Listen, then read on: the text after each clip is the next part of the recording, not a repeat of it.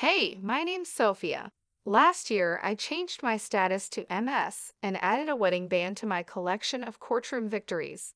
Slinging arguments before a judge is my zone, but I never thought I'd need a defense strategy for family dinners. Let me explain. My husband, Billy, is a mama's boy, and I get why. Mrs. Jerry, his mom, is the queen bee of their hive. She did the single mom hustle, raising two kids on her own. Mad props for that. Then there's his sister Lauren. She thinks she's the center of the universe. I remember the first time I walked into their place. Billy had his arm around me like I was a trophy. The living room was like a shrine, with photos of Billy and Lauren everywhere. It felt cozy, but also like I was stepping onto a movie set where they'd been playing house for years. Suddenly, I was the unexpected guest. Mrs. Jerry greeted me with a tight-lipped smile, the kind that says, "I'm smiling because I have to, but I'd rather be scrubbing the bathroom grout with your toothbrush." She wore one of those floral dresses that screamed, "I'm the matriarch." "Sophia, dear, Billy's told us so much about you," she said, sizing me up like a car she's not sure she wants to buy. "Yeah, I've been looking forward to meeting the famous Mrs. Jerry. Billy's mom has done nothing but sing your praises," I said, trying to warm up the room. "Oh, how sweet," Lauren chimed in. She'd been eyeing me like a hawk since I walked in. "Tell us, Sophia, how's the lawyer life? I picture you in court like on TV, making bank. So, how much do you actually make?" I almost choked. Who asks that right away? I laughed because what else could I do? "Ah, trade secret and all that," I shot back without missing a beat. Mrs. Jerry picked up the conversation like it was a relay race. "But surely you can give us a ballpark figure for family." Billy shot me a look that said, "Please don't be mad," but I kept my cool. "If I had $1 for every time someone asked me that, I have enough to change the subject." I tried to smile in a friendly way. Mrs. Jerry snorted. "Yeah," she snorted. "Well, it's no secret what a teacher earns, right, Billy?" she asked. Billy sighed. "Mom, let's not do this now." "Right, right," she said, waving her hand like she was dismissing a servant. "Anyway, you'll be like family now. Sharing is caring and all that." I glanced at Billy. He had his help me face on. I knew then I wasn't just marrying Billy. I was joining some kind of domestic Cold War. A couple of weeks later, I was standing in our kitchen, wearing an apron and cooking Mrs. Jerry's famous chili recipe. Mrs. Jerry and Lauren had this habit of dropping by unannounced like they forgot it wasn't their house. "Your chili needs more heat," Mrs. Jerry said, poking at the ladle, "and less salt. Watch your husband's blood pressure." "Got it," I replied, but inside I was rolling my eyes so hard I could see my brain. Lauren was there too, leaning back on a stool like she was royalty. "You see this spot, Sophia. Cleanliness is next to godliness, isn't it, Mom?" Lauren said. Mrs. Jerry nodded like it was the gospel, and Lauren was mentally high-fiving herself. "Funny, I cleaned this place this morning," I said, wiping the spot off the counter. "Must have missed that one." Billy was in the other room, clueless, probably deep in some video game or sports stats. I decided it was time to fill him in on the home invasions. I poked my head in where he was slouched on the couch. "Hey, you got a sec?" "What's up, babe?" Billy flicked his eyes up for a moment, afraid he might miss a crucial play. "Your mom and Lauren, they come in, take over, and nitpick everything I do. It's like they're looking for stuff to complain about," I said. "Ah, Sophia, they mean well? They're just..." Billy scratched his head. "I'll talk to them. They'll chill out." Back in the kitchen, it felt like the final round of a cook-off where I was the only contestant and the judges were out for blood. "So, Sophia, when's dinner?" "Billy must be starving," Lauren said, glancing at me like I was the help. "Whenever the chili decides it's ready," I replied. I respond, but I keep my voice light. It's a tricky situation. Dinner lands on the table, and I scan their faces. Mrs. Jerry stirs her food around, inspecting every bean like it holds the secret to the universe. Bit different from how I make it, Mrs. Jerry finally says. That's code for nice try, but you're no match for me. Billy dives in though. Bless him. Babe, this is awesome. Right, Ma? Lauren mutters, sure, and Mrs. Jerry just shrugs like she's agreeing with the worst food critic. After they leave, Billy is slapping his belly saying it's all good. I watch the door shut behind them, feeling tiny like I'm losing at a game I didn't sign up to play. The next time they pop over, it's the same old tune, like nothing changed. I must have been dreaming to think a few words from Billy might turn the tide. Still, I asked him to talk to his mother about boundaries. I thought getting married was the hard part. Fitting into Billy's family is the real challenge. They've got their own idea of family, and I'm not in it yet. If this is what married life is like, count me out of the honeymoon phase. It was one of those days where the clock seemed to tick slower than syrup drips from a bottle. That's when my phone decided to ring. Glancing at the caller ID, my heart sank. It was Mrs. Jerry again. Sophia. Her voice was stern, and it did nothing for my headache. You think you can just snatch Billy away from us, huh? Her words stung like vinegar on a paper cut. I glanced over at Billy, hoping he'd at least flinch at his mother's tone. Nothing. He's glued to the TV screen, a statue with a heartbeat. Mrs. Jerry, it's not like that. We're just trying to set up some boundaries, I said, my voice thin. Boundaries, she fumed. That's just a fancy word for shutting us out. You can't do that to us, to me. He's my son. I blinked back frustration. Billy was still silent, looking like someone shrunk his spine in the wash. Listen, it's normal for married folks to want their own space. I tried to keep the edge out of my tone. Space. He's never needed space before you came, she retorted sharply. Each word chipped away at my patience. That's when Billy decided to speak up, but not to back me up. No, Mom, everything's okay. Sophie is not, she's not being unreasonable, I guess, he said, but his voice was like wet cardboard. Billy, I just can't believe this. First, Lauren tells me Sophia is making a fuss over our visits, and now this. Mrs. Jerry sounded hurt, and Billy jumped on that. Lauren said that. Billy turned to me, eyebrows raised, as if I was the one causing trouble. Yeah, she did, and I think she's right. Family is family, Billy. You can't just turn your back on us. She pressed harder, knowing she was pulling him in. I saw my husband, the man I loved, deflate like a balloon 3 days after a party. The call ended with promises of another family meeting that felt more like a summit to discuss the terms of my surrender. After the call, it was as if nothing had happened. Billy settled back on the couch, resuming his championship in channel surfing. Mrs. Jerry continued her visits, each one a master class in thinly veiled jabs. And Lauren. She might as well have been a puppet master, always getting Billy's ear whenever she pleased. When word got back to me that Lauren was bad-mouthing me all over town, my blood boiled for a second, but I didn't let it get the best of me. I knew I had to handle this the right way. I waited for the right moment to deal with Lauren directly, and that moment came sooner than I thought. I found Lauren at the market on a Sunday morning, filling her basket with groceries. She didn't see me at first, but I walked right up to her, steady and strong. Lauren, I said. She looked up and rolled her eyes. What do you want, Sophia?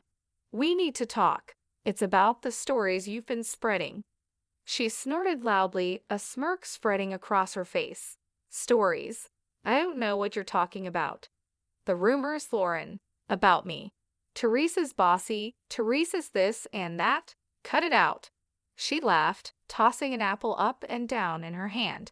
And what are you going to do if I don't? You think you can boss me around? I kept my cool. Listen, spreading lies isn't just mean, it's slander, and I won't stand for it. Lauren laughed again, louder this time. You're going to sue me. Get real, Sophia. You aren't got the stomach for that. People's reputations are at stake. I'm serious, Lauren. Keep it up, and yes, I will take legal action if I need to. The arrogance just poured off her as she leaned in close. "You're in way over your head, little Miss City Lawyer. Going to take me to court?" "This isn't a joke, Lauren. I'm giving you a chance to stop this nonsense before it gets serious." She shoved her face closer to mine, a challenge plain in her expression. "Bring it on, Sophia. Do your worst." With that, she spun on her heel, almost knocking over a display of canned beans, and left me standing there. Her laughter echoed through the aisle long after she was gone. I walked back home slower than usual, thinking everything over. Later that day, when my husband came back, I told him what happened. He was in the middle of taking his boots off, and he froze, one boot off, the other still on. "You did what now?" he asked. I told Lauren off. I threatened her with legal action if she doesn't stop spreading rumors. His face went red, then white. "You couldn't just let it go. Why did you have to stir the pot, Sophia?" I straightened up. "Because it's not right, and I won't be walked over. Not by her, not by anyone." We were silent for a while, both lost in our thoughts. It was clear this was more than a little family squabble. It was a line drawn in the sand, and I had to stand my ground. He just stood there with that same lost puppy look that's becoming permanent on his face.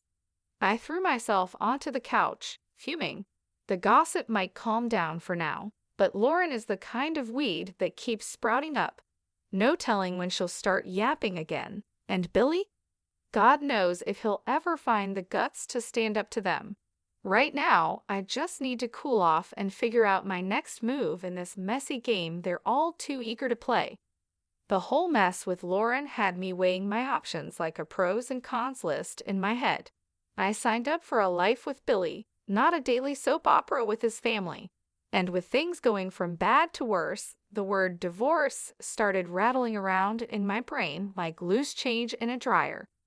Then, as if on cue, Mrs. Jerry, the town's self-appointed gossip queen and Lauren's godmother, called me up. "Sophia dear," she chirped like a bird that spotted a worm, "we're throwing a little party for Lauren's engagement. It's happening at Giuseppina's next week. We'd love to see you there." The tone of her voice was all fake niceness, the kind that practically screams, "I dare you to show up." After hanging up, I stared at the silent phone, thinking how this invite smelled like a setup. Billy was already on edge, and now this. I couldn't help but blurt out to him, "Guess who's got plans for us next week?" He was sitting at the kitchen table, his forehead creased like he was trying to iron out a thought. "Who's scheming now?" "Your sister's engagement party," I said. I say it straight out. We're invited, courtesy of Mrs. Jerry. Billy's face goes a shade paler, the crease deepening. "Oh hell." "Yeah, oh hell sounds about right. So what's the plan here, Billy? We going to roll over and play nice or what?" He's quiet for too long, and I'm not having it. "Come on, spit it out." Billy finally looks up, his eyes serious. "Sophia, it's family. I think we should go." I cross my arms, feeling the heat rise up my neck. "And let Lauren have a field day. I'm not their punching bag." He throws his hands up, a bit too dramatically. "What do you want me to say? That's my sister Sophia." I lean in, my hands flat on the table. "And I'm your wife. Does that not count for much these days?" The word divorce is right there on the tip of my tongue, but I bite it back hard. Billy runs his hand through his hair, making it stand up like he's just had an electric shock. "Of course it counts. Look, I'm stuck between a rock and a hard place here. I'm a heartbeat away from losing my cool." "Well, guess what, sweetheart, so am I. I married you, not your constant need to please your family at my expense." Billy stands up, walks over, and takes my hands. They felt rough, all work and worry. "Sophia, I love you. I do, and I hate that it's come to this. Let's not go to the party. You and me, we're a team, right?" It struck me then that this was the first time in a long while he picked me over them without flinching. It felt like finding an oasis in the middle of the desert. That night, the thought of divorce quietly tucked itself away. Not gone, but sleeping like a dog with one eye always open. but it was enough for me to catch my breath, to maybe believe that we could find some solid ground again. Giuseppe's was hopping when we showed up, walls throbbing with too loud laughter and clinking glasses. I spotted Mrs. Jerry right away, sitting Queen Bee style at the biggest table with that I rule the world look. There was Billy's sister Lauren, all grins like she won the lottery, and her guy Andrew, a deer in headlights type trying to smile. His folks were with them too, stiff and awkward like they wandered into the wrong movie theater. Mrs. Jerry zeroed in on me the second we stepped in. "Sophia," she oozed, like I was a 6-year-old not playing nice, "you'll be taking care of the bill tonight, right? To show you're one of us." I nearly spit out my drink. "What? Why me?" The table's all ears now, and the air's thick with that, "Oh, this is going to be good" vibe. Mrs. Jerry stretches her smile. "Tradition, sweetheart. The newest family member always shows their commitment." My jaw clamps shut so fast I'm surprised I don't chip a tooth. Commitment. That sounds a whole lot like a shakedown. Everyone's perked up like they're hearing a whistle. And there she goes, Mrs. Jerry puffing up like I slapped her. "Excuse me, that's uncalled for." Billy leans in, his voice barely more than a whisper. "Just do it, Sophia. It's not a big deal." "A big deal," I whisper back, my voice turning to a snarl. "No thanks, I aren't no one's piggy bank." He's hissing now, real quiet but clear. "Pay the damn bill, Sophia, or we're through. I mean it." My laugh is as sharp as a snapped wire. "You're not serious." He's all stone face and tight mouth. "You think I'm playing?" I stare him down. "Divorce over this?" He's all, "Family first, Sophia." I'm shaking my head. And where do I fit, huh? It's showdown time, and even Andrew and his parents are watching, their faces screaming, "What the hell's going on?" I push back my chair and stand, letting them all hear me. "No, I aren't doing this dance," I say, my voice like a hammer on steel. There's shock on their faces, some whispering, some wide-eyed. Billy's going red, white, red, like a stoplight losing its mind. Mrs. Jerry looks like she might choke. I walk out into the night. It's black and cool and smells like freedom. I hear the door slam behind me. My heart's racing, but it's Billy who threw the divorce word, not me. The bar was nothing special, just another hole in the wall with dim lights and the smell of old beer. I had barely settled with a glass of something strong when my phone rang. It was Billy, and for a moment I considered not answering, but I did. "Sophia, listen, I'm sorry. I didn't mean to say divorce." Billy's voice was rushed and apologetic. Before I could even think of a response, Lauren's voice blasted through. "You've ruined my engagement dinner. You selfish." The phone must have changed hands so fast my head spun. I could practically hear the venom in her voice. In the background, I heard Mrs. Jerry loud and clear. "Why should I pay? He's your son. You pay the bill. I won't have my daughter marrying into a family that doesn't know how to treat people." The chaos from Giuseppe's was spilling through the phone like a bad sitcom without a laugh track. People were arguing, and it seemed like nobody was keen on picking up the tab. I pushed away from the bar, my anger giving me a clear, calm voice. "Lauren, chill out. Your mom's the one making a scene, not me." "Sophia, hang up," Billy said, his voice a faint whisper behind his sister's ranting. "No, she needs to." Lauren kept going, but I wasn't about to play this game. I ended the call.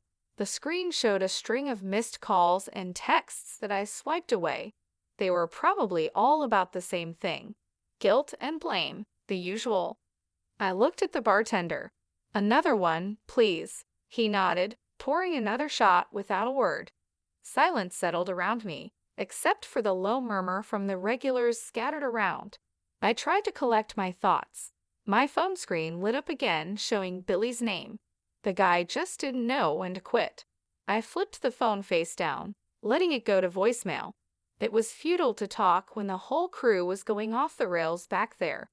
A few drinks later, the door to the bar creaked open, and in came a chill gust of evening air, but I didn't look up.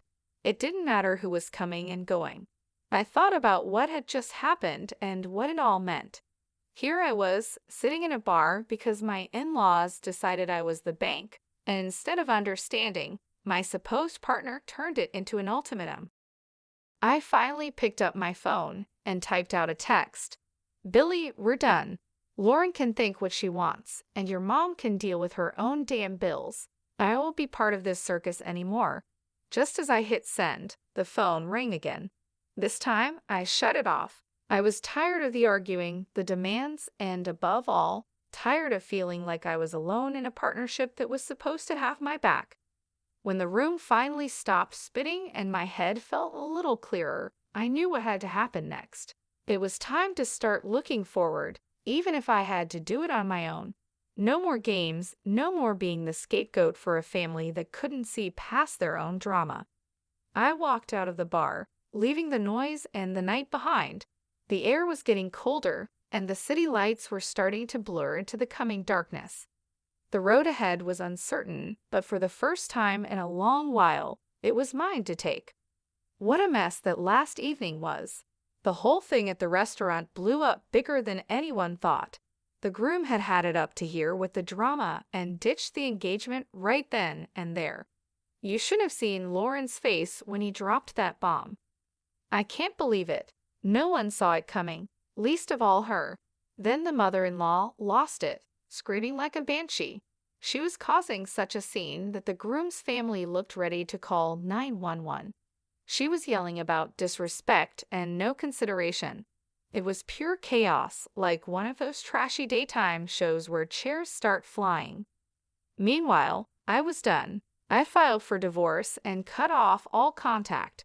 I ignored Billy's calls and deleted his messages. The last I heard, he, his sister, and my former mother-in-law from hell are all holed up in the same house, probably driving each other crazy. As for me, it felt like I finally stopped holding my breath after years underwater. Life's simpler now, but that evening is still the talk whenever I bump into people from the old circle. It gets old, you know. So, here's the update for anyone who still cares. I'm living my best, most peaceful life. I'm sitting in my usual spot at the cafe down the street from my place, the one where the coffee is strong and no one asks too many questions. The barista gives me a nod. The usual? He asks, like he's asking if the sky is up. Yep, I say.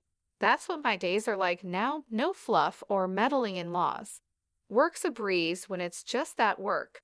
Free time is mine to enjoy without guilt trips or obligations. I curl up on my couch, the one piece of furniture that's followed me through all the moves. The springs are shot to hell, but it fits my back just right. I flip on the TV, watching some crime show where they catch the bad guys by minute 30. The peace is what gets me, not eerie or lonely, just peace. Breathe in, breathe out. No more walking on eggshells or cleaning up family feuds. This is living. When I hit the pillow each night, it's with a sense of accomplishment. No pat on the back needed. I know my worth, and finally, I'm living like it. I'm eating my lunch when the phone dings a message from a number I don't know. Probably Billy using someone else's phone to reach out. I delete it without reading. Not today, Satan. Not ever. They used to say, you'll regret this. But here I am, not a single regret in sight. The day drags out cozy and fine, ending with a glass of something smooth and a book I've been meaning to read. The heroine's tough but fair, reminds me of someone I know.